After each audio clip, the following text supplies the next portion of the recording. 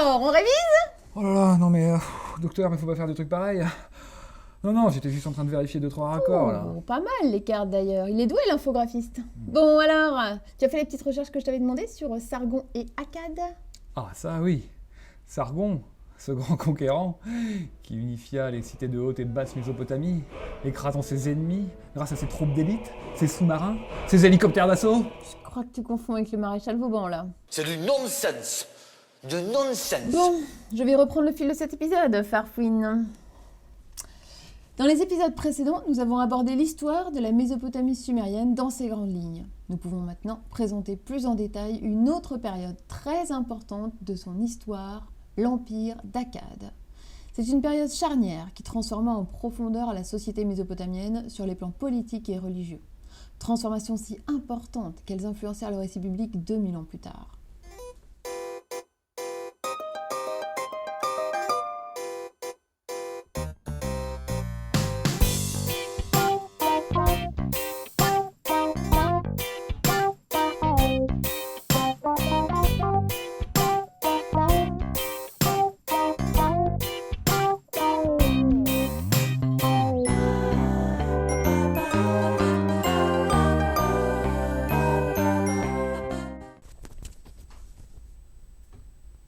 C'est bon, Jean-Gabriel, tout est en place? Bon, alors nous avons un petit peu menti, une fois de plus, hein. Avant de parler de Sargon et de son empire, nous allons devoir revenir un peu en arrière et expliquer le contexte pré-sargonique. C'est la période intermédiaire que vous voyez sur la frise ici, la période des dynasties archaïques. Les dynasties archaïques, voyez-vous ça, mais encore. Ouais, c'est simplement une vieille dénomination pour parler de la période qui couvre les 2 premiers tiers du 3e millénaire. On parle aussi de période pré-sargonique, proto-dynastique ou encore des cités-États archaïques. Merci Farfouine. Et que faut-il savoir de cette période pour mieux comprendre Sargon et son empire? Eh bien, pour rappel, la Mésopotamie de cette époque était composée de cités-États, comme nous l'avons expliqué précédemment. Ces cités-États étaient indépendantes, même si certaines pouvaient avoir une influence culturelle plus importante que les autres. Un bon exemple étant Uruk au 4e millénaire. La période qui nous intéresse montre une intensification de l'urbanisation et des relations entre ces cités, avec l'apparition de nouvelles cités-États au sud, mais aussi plus au nord. Les populations de langue sémite et sumérienne, au départ assez mélangées, commencent à se répartir sur un axe nord-sud plus marqué. Au milieu se situait la ville de Nippur, ville très importante, car lieu de résidence du dieu Enlil. C'est à cette époque qu'il devint le dieu le plus important du Panthéon, prenant la place d'Enki, qui lui était lié à la ville d'Eridu.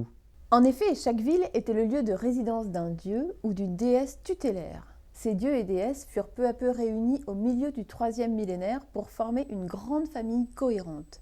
Ces liens familiaux unissant les dieux, les habitants et leurs cités permirent de créer une cohésion culturelle et religieuse régionale. Un autre fait notable de cette période est l'importance grandissante du pouvoir royal dans la gestion de la cité. En effet, traditionnellement, il existait 2 pôles organisationnels distincts, le temple et le palais royal, qui géraient leurs petites affaires de manière indépendante.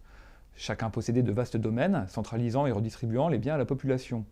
Dans la période pré-sargonique, le régime politique qui s'impose progressivement est la royauté. Le palais prend l'ascendant sur le temple et le roi devient le représentant du dieu sur terre. Et ça, c'est un fait vraiment nouveau. Mais qui dit domaine et pouvoir dit rivalité. Les cités-États entraient donc parfois en conflit pour des territoires. C'est le cas par exemple de Lagash et Houma. 1 siècle de conflit, une vraie guerre de 100 ans. L'enjeu était un territoire situé à la frontière des 2 États. Cet épisode est d'ailleurs très intéressant pour la suite de notre enquête. En 2330, le roi d'Houma, Lugal-Zaghezi, était donc en conflit avec Irikagina, le roi de Lagash. Lugal-Zaghezi était un gros gourmand et après sa victoire sur Irikagina, il en profita pour s'emparer de Lagash. Mais comme il avait encore faim, il soumit aussi les cités d'Ur et d'Uruk. Bon, il n'était toujours pas rassasié et il finit par avaler tout entier le pays de Sumer. Il fit ensuite un petit saut à Nippur pour se faire légitimer devant le dieu Enlil, qui incarnait la souveraineté, et devint ainsi le tout premier empereur de l'histoire de la Mésopotamie. Mais alors, tu t'es moqué de moi? Je croyais que c'était Sargon le premier empereur. C'est quoi cette histoire? Eh bien, ça dépend de la définition que l'on donne au terme empire, défini dans ce très bon livre comme l'aboutissement d'un projet de domination politique sur des territoires assez vastes, conquis militairement et comportant une certaine diversité ethnique, linguistique et culturelle. Bon, c'est vrai que le territoire unifié par Lugal-Zaghezi ne correspond pas vraiment à cette définition et fut éphémère, mais il peut être vu comme l'amorce de l'établissement du tout premier véritable empire de l'histoire, quelques années plus tard par notre bon Sargon. Enfin, on va parler du sujet de l'épisode.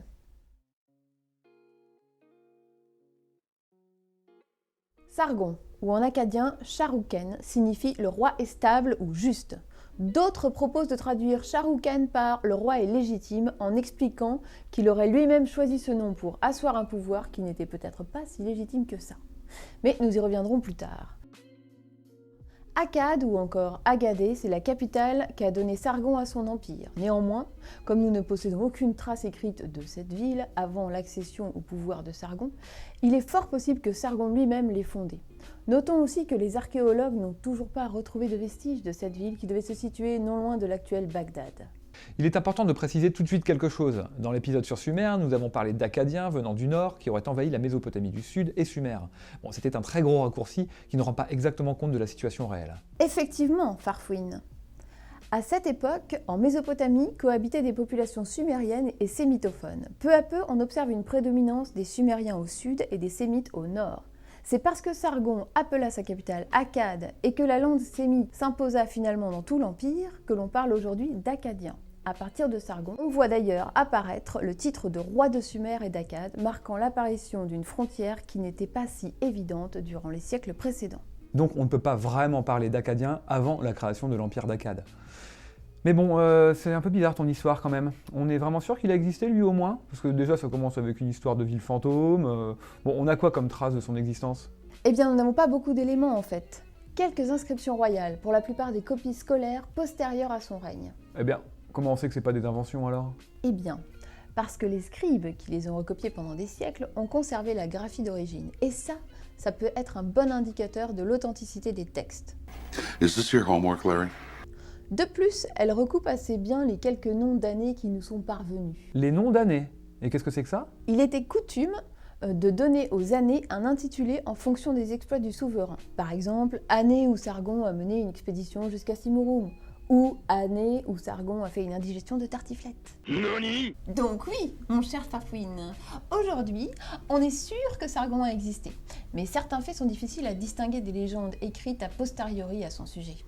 Et on sait combien de temps il a régné? Et d'après les différentes listes royales, il aurait régné entre 40 et 56 ans. Et qu'est-ce que c'est que ces listes royales encore là? Et très bonne question, Farfouine. Et en plus, cela va nous permettre de parler un peu de la Bible hébraïque. Les listes royales sont des textes expliquant qu'en gros, depuis le déluge, la Mésopotamie aurait été dirigée par des dynasties liées à des villes qui se seraient passé le pouvoir à tour de rôle. Kish I, puis Uruk I, Ur I, etc. jusqu'au roi Dicine au XVIIIe siècle avant Jésus-Christ. Bon, on sait que c'est faux, puisque jusqu'à Sargon, il n'existait pas de pouvoir central en Mésopotamie. De plus, cette liste s'avère quelque peu fantaisiste. Les noms et la longueur des règnes des rois sont visiblement inventés. Certains sont censés avoir vécu plusieurs milliers d'années. C'est là qu'on ne peut s'empêcher de penser aux généalogies bibliques qui prêtent à certains personnages des vies d'une durée extravagante, comme Mathusalem, dont la Bible dit qu'il aurait vécu près de 1000 ans. Ah oui, donc c'est n'importe quoi cette liste. Ce n'est pas si simple.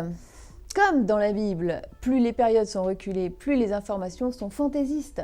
Mais pour les périodes plus récentes, on trouve des éléments comme des noms de rois et des dates de règne que l'on peut valider par recoupement avec d'autres sources. On pense que l'élaboration des premières listes date de l'empire d'Akkad, ces textes de propagande servant à légitimer un pouvoir central nouveau et mal accepté, surtout dans le sud sumérien. Oui, j'ai cru comprendre que le passage de cité-État autonome à un empire n'a pas été si bien vécu, et que Sargon et ses successeurs ont dû faire face à de très grosses révoltes.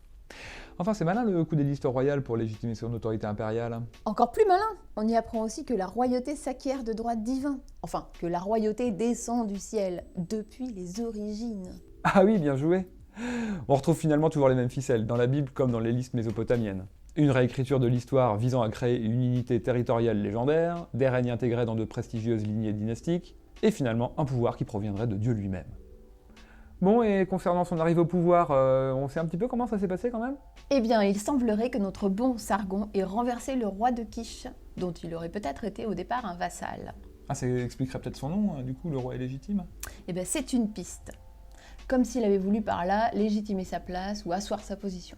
Enfin, à la suite de cette prise de pouvoir, il est allé casser la figure à Lugal-Zaghezi, qui venait tout juste de prendre le contrôle du pays de Sumer. Il l'aurait ensuite amené dans un carcan devant la porte du temple d'Enlil à Nippur, pour bien signifier sa victoire.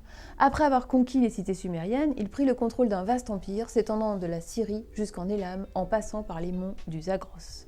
Et ça, on le sait grâce aux milliers de tablettes administratives provenant des quatre coins de l'Empire. Mais on ne sait pas s'il fut capable d'installer un pouvoir stable dans les régions les plus reculées. Mais ce qui est sûr, c'est que pour la première fois de son histoire, la Mésopotamie tout entière était sous la coupe d'un seul homme. Tiens Farfouine, j'ai une petite histoire à propos de Sargon qui devrait te plaire. Écoute, Sargon, le roi puissant, le roi d'Akkad, je le suis. Ma mère était une prêtresse, mon père, je ne le connaissais pas. Ma mère, la prêtresse, me conçut en secret, elle m'enfanta. Elle me mit dans une corbeille de roseaux avec de l'asphalte, elle ferma le couvercle. Elle me poussa dans la rivière qui ne m'engloutit pas. Le fleuve me porta et m'emmena vers Aki, le puiseur d'eau. Aki, le puiseur d'eau, me sortit comme il trempait son vase. Aki, le puiseur d'eau, me prit comme son fils et m'éleva. Aki, le puiseur, me plaça comme son jardinier.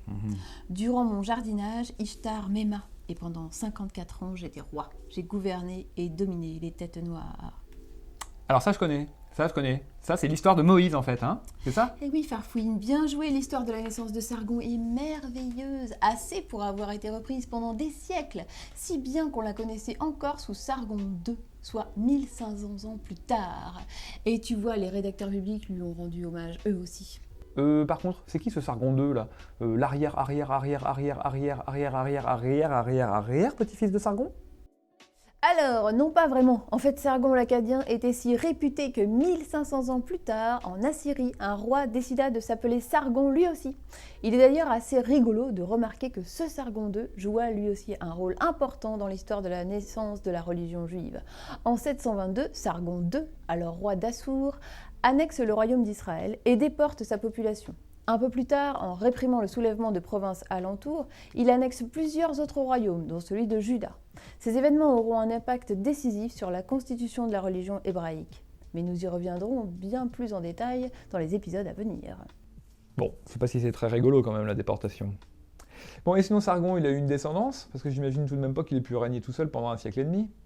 À la suite de leur règne, ce sont ses fils Rimouche et Manishtushu qui prirent le relais, mais on ne sait pas dans quel ordre. Nous avons peu de traces directes de leur règne, mais il semble qu'ils aient eu aussi quelques rebelles à mater et qu'ils aient maintenu et consolidé les conquêtes de leur père.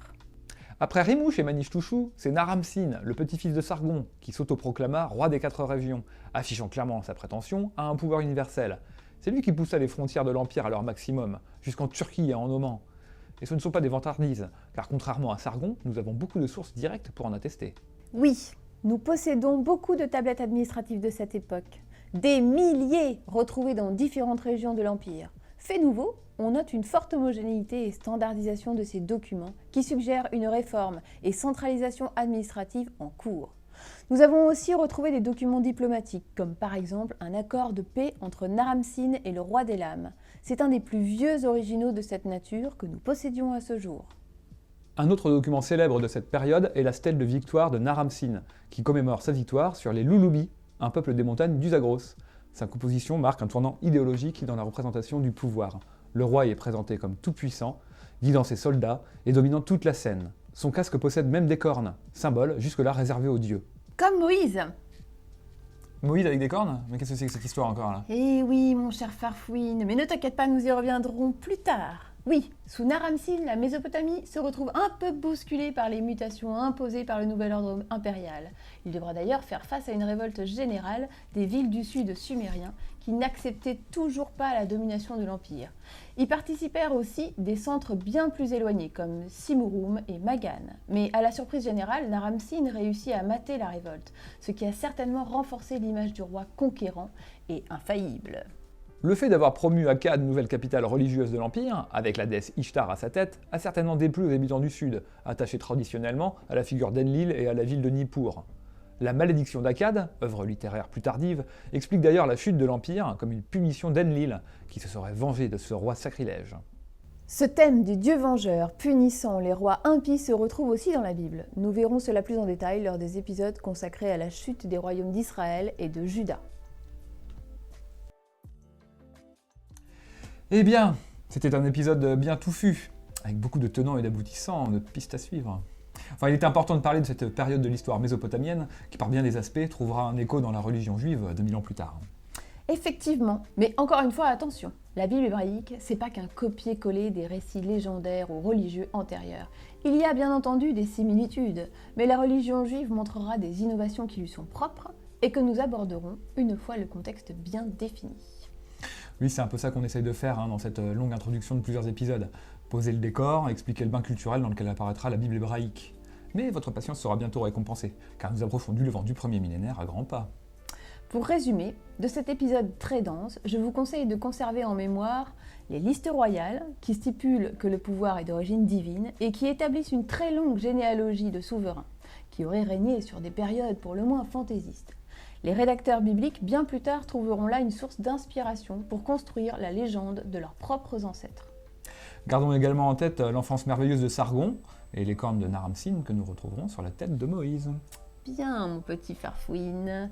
Au prochain épisode, nous continuerons d'avancer dans le temps et nous aborderons la civilisation babylonienne, brillante et savante, qui, vous vous en doutez, aura un impact important sur l'histoire du peuple juif et son texte fondateur. Mais avant de quitter Akkad, une petite digression. Avez-vous déjà entendu parler de cette femme, Enheduanna ? Non. Ça ne m'étonne pas. Enheduanna était la fille de Sargon, princesse akkadienne, au nom sumérien d'ailleurs. Il l'installa à Our pour qu'elle y devienne la grande prêtresse de Nana, le dieu de la lune. C'était certainement une façon pour lui de consolider son pouvoir dans cette région difficile à contrôler. Par la suite, cela devint une tradition, et jusqu'au 7e siècle avant Jésus-Christ, certains souverains continuaient d'envoyer leurs filles à Our. Mais Enheduanna ne fut pas que le jouet de stratégie géopolitique. Elle est surtout connue pour être l'auteur de nombreux hymnes religieux et poèmes, les plus anciens connus à ce jour. Oui, le plus ancien auteur littéraire dont l'œuvre nous est parvenue a vécu au 23e siècle avant Jésus-Christ, et c'était une femme.